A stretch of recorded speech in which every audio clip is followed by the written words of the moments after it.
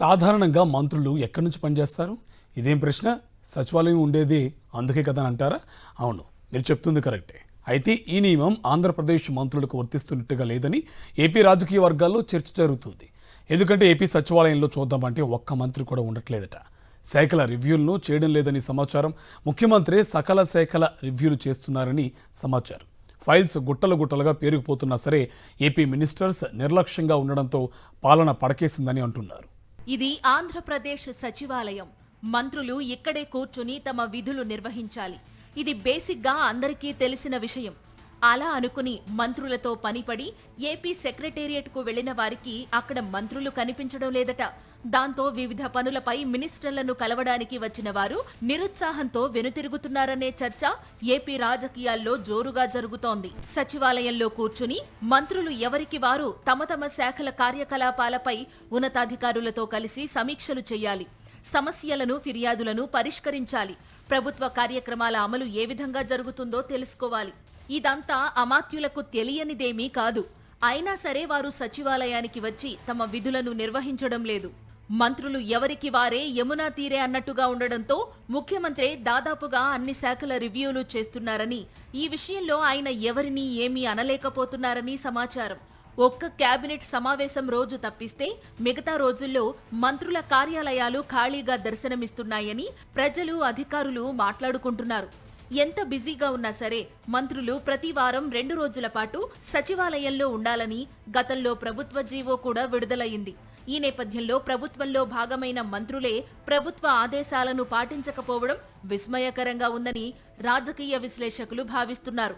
ఒకరిద్దరు మంత్రులు దారి తప్పిపోయి పొరపాటున సచివాలయంలోని తమ ఛాంబర్కు వచ్చినప్పటికీ అక్కడ వారు పార్టీ కార్యకర్తలను కలిసి వెళ్లిపోతున్నారు తప్పితే ఎలాంటి సమీక్షలు చేయడం లేదట. అధికారులు కూడా మంత్రులను కలవలేకపోతున్నారట. వారికి కూడా మంత్రులు సమయాన్ని కేటాయించడం లేదట. ఉప ముఖ్యమంత్రి పవన్ కళ్యాణ్, మంత్రి లోకేష్ లను ఆదర్శంగా తీసుకుని సచివాలయానికి రాకుండా మంత్రులు మొహం చాటేస్తున్నారనే చర్చ సచివాలయ వర్గాల్లో నడుస్తోంది. చంద్రబాబు తనయుడు మంత్రి లోకేష్ ఉండవల్లిలోని తన నివాసం నుంచే రివ్యూలు చేసుకుపోతున్నారట. పిలుపు రావడం ఆలస్యం. అధికారులందరూ లోకేష్ ఇంటికే వెళ్లి వస్తున్నారట. అంతే తప్ప లోకేష్ మాత్రం సచివాలయం వైపు రావడం లేదు. మంత్రివర్గ సమావేశం ఉన్నప్పుడు తప్పితే మిగతా రోజుల్లో అసలు సచివాలయం ఒకటి ఉందనే విషయమే ఆయనకు గుర్తుకు రావడం లేదని అధికార వర్గాల ద్వారా అందుతున్న సమాచారం. సకల శాఖల మంత్రిగా, షాడో సీఎంగా పేరు సంపాదించుకున్న లోకేష్ తన శాఖలతో పాటు ఇతర శాఖలకు సంబంధించిన అంశాలను కూడా చూస్తుండడంతో చాలా మంది మంత్రులు చంద్రబాబును పక్కన పెట్టేసి లోకేష్కే నేరుగా రిపోర్ట్ చేయడం కామన్ గా మారిందని టాక్. దాంతో వారు సచివాలయానికి కాకుండా ఉండవల్లికి వెళ్లి లోకేష్ తో సమావేశమై తమ పనులు కానిచ్చేసుకుంటున్నారట.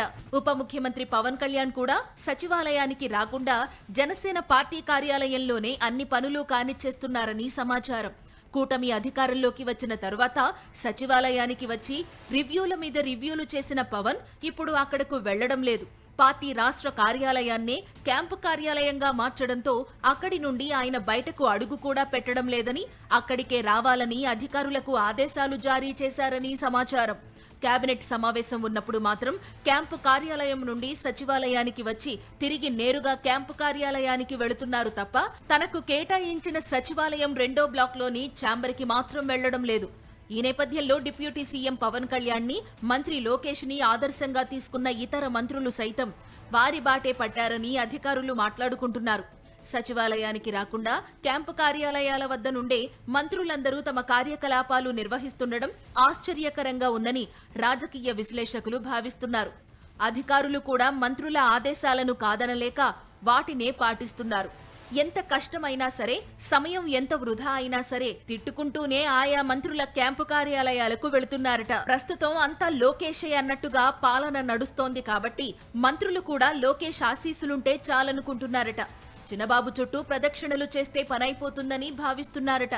అంతే తప్ప సచివాలయంలో చంద్రబాబు ఉన్నారు కదా, తాము కూడా వెళదామని అనుకోవడం లేదట. తమ పదవులు క్షేమంగా ఉండాలంటే లోకేష్ గుడ్ బుక్స్ లో ఉంటే చాలని అనుకుంటున్నారట.